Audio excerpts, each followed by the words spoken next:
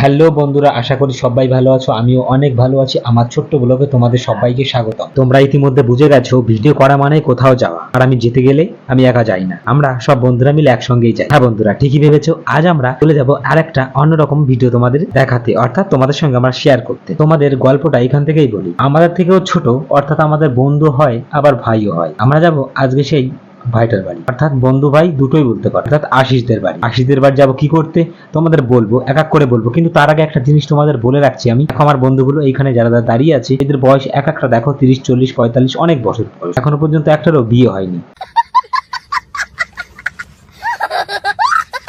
আমাদের থেকে ছোট বিয়ে করে ফেলছে। এখনো পর্যন্ত আমার একটা বন্ধুর বিয়ে হয়নি। আর তোমরা কি ভাবছো আমার বয়সটা? আমার বয়স এখনো হয়নি, আমার বয়স মাত্র 10 বছর। ভিডিওর প্রথমেই তোমাদের বলেছি আশিস আমাদের থেকে অনেকটাই ছোট, কিন্তু আমাদের বন্ধু বলো ভাই বলো সবকিছু। দেখতে দেখতে আমরা চলে এলাম ওদের বাড়িতে। আর ওদের বাড়ি আমরা কেন এলাম? কারণ আশির একটা পুত্র সন্তান হয়েছে। আমরা খবরটা যখনই পেয়েছি না, আমরা প্রচন্ড খুশি ছিলাম। তাই তো আজ আমরা সব বন্ধুরা মিলে চলে এলাম। দেখো বন্ধুরা, এইখানে সব পাখিগুলো এইখান থেকে একটু পাপগুলো ধুয়ে নিচ্ছে।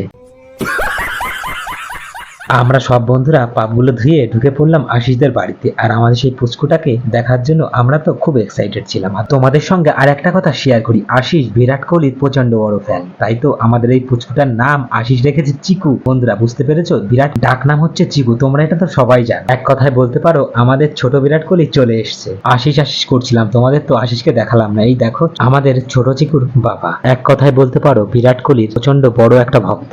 আমাদের ছোট চিকুটা অনেক বড় হোক সেই আশীর্বাদই আমরা করবো। আর তোমরাও একটু আশীর্বাদ করে দিও। আমার বন্ধুগুলোদের দেখলে আমার মাঝে মধ্যে না খুব কষ্ট হয়, আবার হাসিও লাগে। বন্ধুরা ভিডিওগুলো কেমন লাগছে তোমরা একটু কমেন্ট করে অবশ্যই জানিয়ে দিও।